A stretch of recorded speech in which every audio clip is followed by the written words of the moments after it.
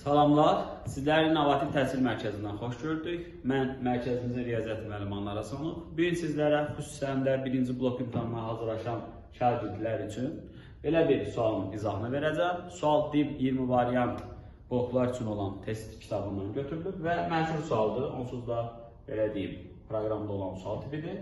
Deməli, sualda yazılır ki, bərabər tərəfli üçbucağın daxilində götürülmüş nöqtədən tərəflərə qədər olan məsafələrin cəmini üçbucağın hündürlüyünə bərabər olduğunu isbat edin. Deməli, şagirdlər və müəllimlər şəkli çəkmişəm siz üçün və mən nə yadıma salıram burada? Baxın, hündürlüklər həmişə mənə üçbucaqda sahanı xatırladır.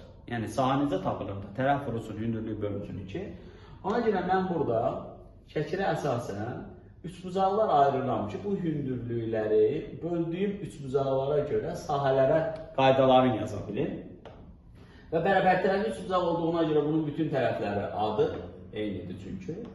Və bu görürsünüz ki, üçbucağımız 3 dənə üçbucağa bölündü.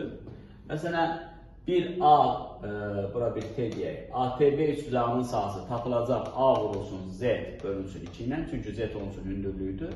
Növbəti üçbucağa keçsək, bu üçbucağın sahəsi tapılacaq A vurulsun X bölünsün 2 ilə.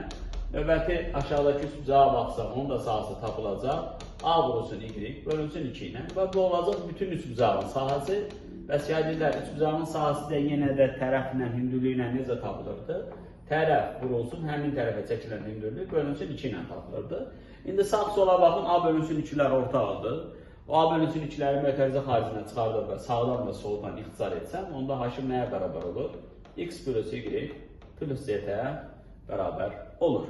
Bu sual tipi sizdə bərabər yanlı üçbucaqda bu halla düşə bilər. Bir dənə onu da mən sizə bonus olaraq verim.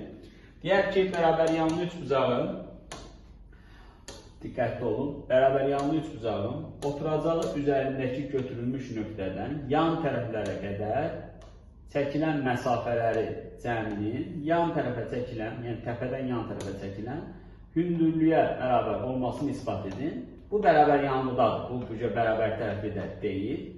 Və bu bərabər yanlıda oturacağa çəkilir. Yəni, yan tərəflər bərabərdir, oturacaq isə A-dir. Yenə də, baxın, hündürlük mənə xatırlatmalıdır sahəni. Bu hündürlüyə bu məsafə X deyil, bura Y deyil. Deməli, mən bunu böləcəm 2 dənə hissəyə, 2 dənə üçbucağa. Soldakı üçbucağın sahəsini tapacam A vurulsun Y bölünsün 2 ilə. Sağdakı üçbucağın sahəsini tapacam A vurulsun X bölünsün 2 ilə. Və bu bütün üçbucağın sahəsini verəcək və orada A-dan asılı bir sahə düsturu yazmalıyam. Onda biz nə edərik? Rəngi dəyişir, diqqətli olun. Yəni, oturacağın təpəsindən yan tərəfə hündürlük çəkərik. Buna da H deyil və yan tərəfə çəkildiyimizə görə H-yə deyəcəm. Ümumiyyətlə elə H olsun. Onda o H vurulsun nə? A bölünsün 2 olacaq bütün sahə. Çünki o 2 üçbucağın sahəsi bizə tam üçbucağın sahəsini verirdi. İndi yenə də sağdan soldan A bölünsün 2-ləri ixtisar etsəniz, H-ın nəyə bərabər olduğunu alırsınız? X plus Y-ə.